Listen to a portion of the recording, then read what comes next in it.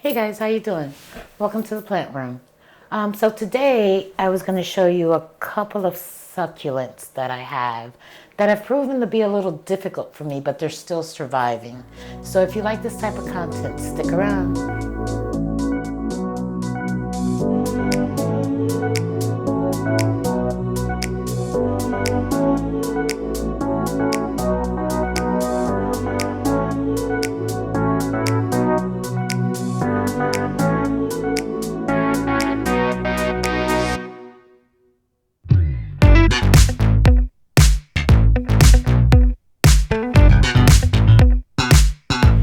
Hey guys, as I mentioned in the intro, today, well, first let me start by introducing myself for those of you that are new. My name is Justa, and I am a plant enthusiast. I love plants, and they are all over my house. It's kind of like a jungle in here.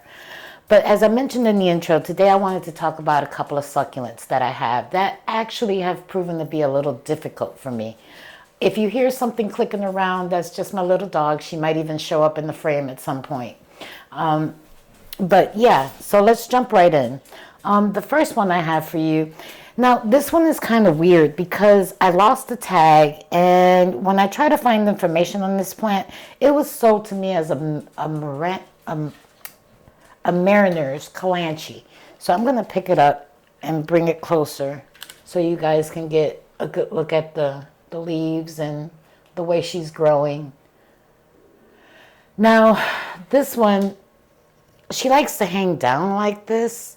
I bought her at Home Depot in a little 2-inch pot, and I upsized her to a smaller terracotta pot.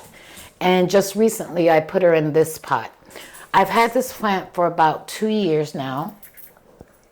And what I've found is that, like most succulents, she likes to dry out. But for me, this particular one doesn't like to dry out all the way through. I kind of have her in the kitchen, and she is on the wall, and she gets afternoon sun. It has proven to be difficult because she drops leaves consistently. I recently propagated this, and she propagates really, really easy in water. So I cut the stem and I put it in water, and she rooted just fine.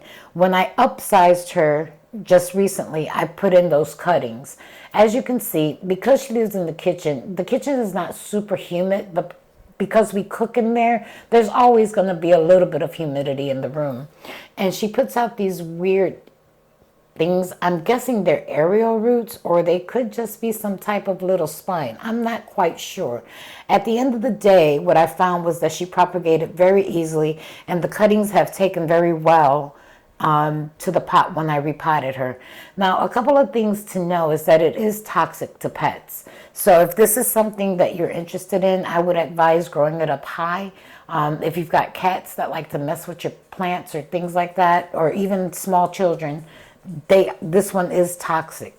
Now, as I was mentioning, it's difficult for me because she likes to shrivel up leaves like this, and she'll drop these leaves everywhere. What I found is that if I let her go dry till about midway of the pot and then I water her, I have less chance of losing these leaves. Now, what I find adorable about her are the little bluish green leaves. They look like little coins. It's really a cute, unique plant. And if you're looking for something to trail, to put in the corner, this would work. Now, in the kitchen where she lives, she gets afternoon sun because the kitchen faces west. So the light comes, we've got big windows in the kitchen, and the light comes in, and because she's positioned on the wall, she gets a couple of hours of that afternoon sun, which works really well for her. I found that in that spot, she's doing much better. Originally, in my office, what I have is a succulent shelf, and she lived there, and she wasn't happy even though I had grow lights. So I think we've finally come to an agreement and understanding. She's told me that she doesn't like to go dry. She likes the kitchen. And as long as I keep her not wet but not totally dry, she's happy. I've heard that these plants can be sensitive to humidity. So by that, what I'm trying to say is if they get too much humidity, they can develop diseases like fungal issues or even spots and things on their leaves. So that's something to be aware of. I also read that these flower. Now, I've not seen that. I do have some succulents that have flowered, but this one has not flowered for me. I'm just happy that she's happy at this point. Online, it says that she flowers kind of pinkish red and she sun stresses. And that's something else that I haven't experienced with this plant is any sun stressing. From what I gather from everything that I've read, she sun stresses around the leaves similar to what a Hoya would do, or even like a jade plant. So jade plants also sun stress around the edges. This one hasn't done that, and it could be that she's only getting a couple of hours of afternoon sun. Potentially, if she was getting more sun, she would probably sun stress for me. So this is the Mariner's Kalanchoe. Kalanchoe? Y'all correct me if I got that wrong. Okay, so the other one that I wanted to show you, and I picked these two because they've been a challenge for those. See, she drops her leaves. She doesn't like to be touched. She doesn't like to be rubbed. What I find is if she's hanging and undisturbed, I don't experience this issue. Anyway, moving right along.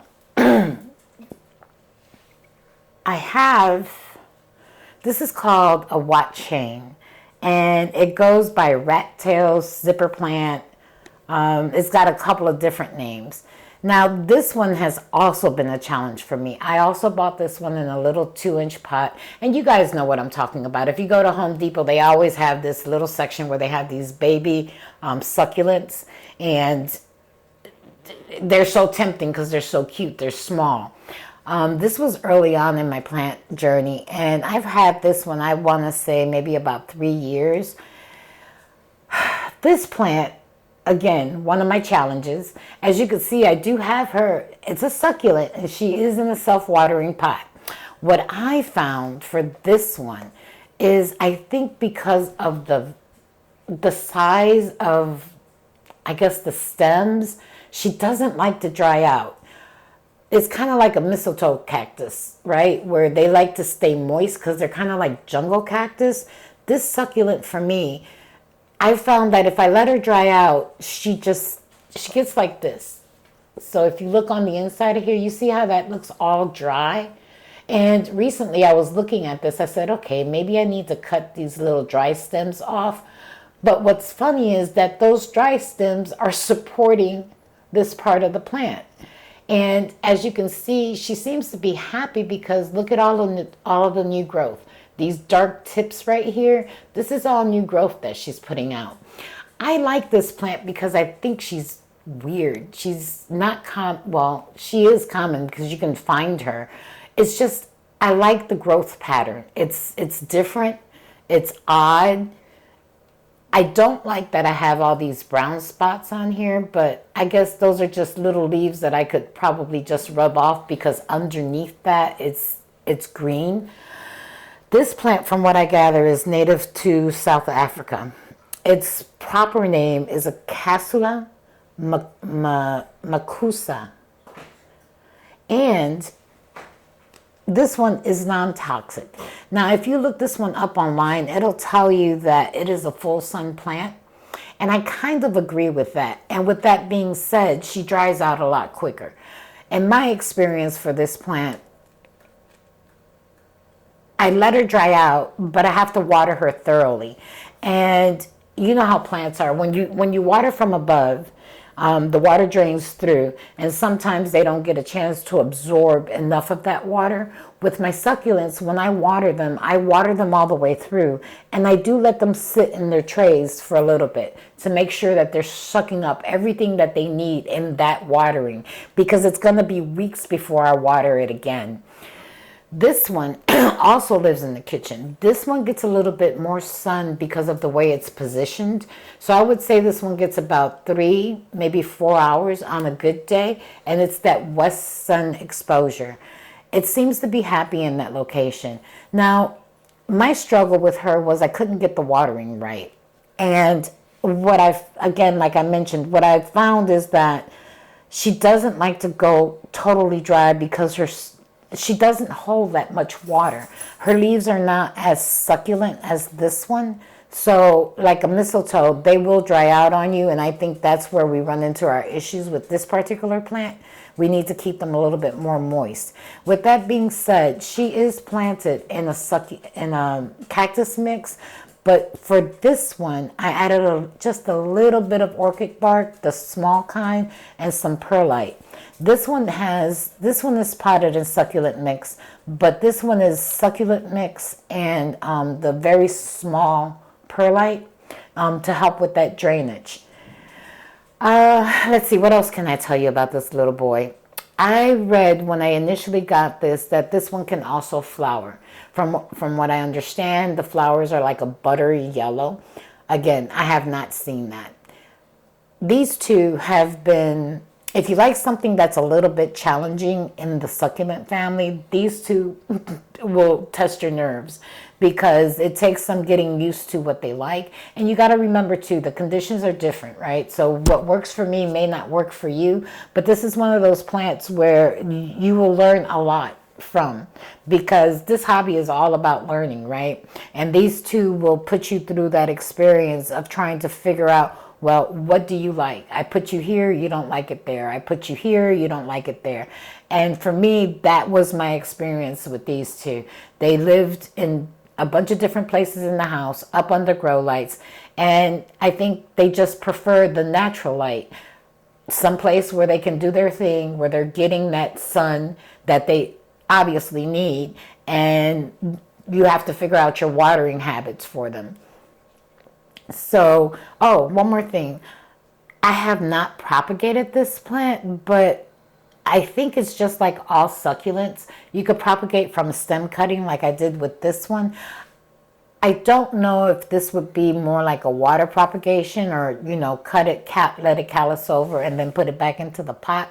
So that would be something that I would have to experiment with. And if you have this plant and you've done that, let us know in the comments. But other than that, I thought these were two interesting little succulents that I could show you today that have an interesting growth pattern, can pose a little bit of a challenge, but are cute and funky to grow. So guys, that's all I have for you today. If you're growing these plants, let us know. If you've got some suggestions on how I could grow them better, let me know that too. Don't forget, like, subscribe, and leave us a comment. Talk to you real soon. Bye.